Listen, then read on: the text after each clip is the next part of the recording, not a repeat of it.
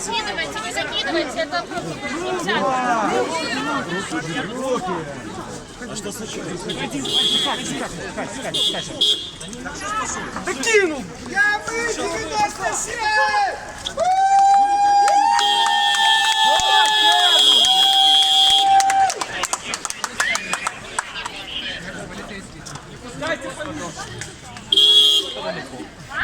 Это далеко.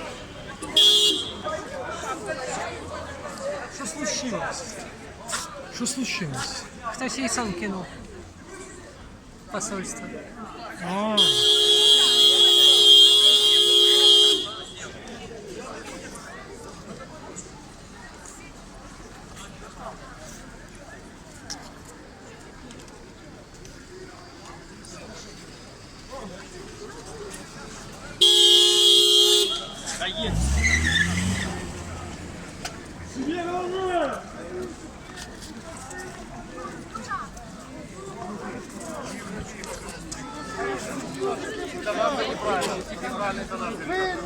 Полиция на нашей стороне.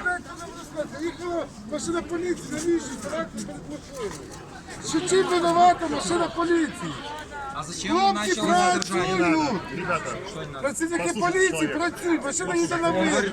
Навіщо ставати перед машиною? Ми прийшли на акцію, проводити мирну акцію. Навіщо стоїте перед машиною працівників поліції? Не поясніть мені.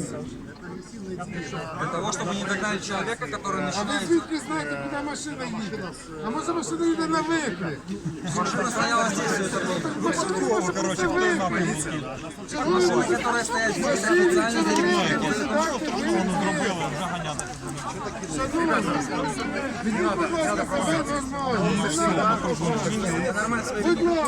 Хорошо, расскажите мне, пожалуйста. Хорошо, у меня к вам вопрос. Смотрите. Подождите. Диалога не будет. Коррумпированные выборы. Молодой человек.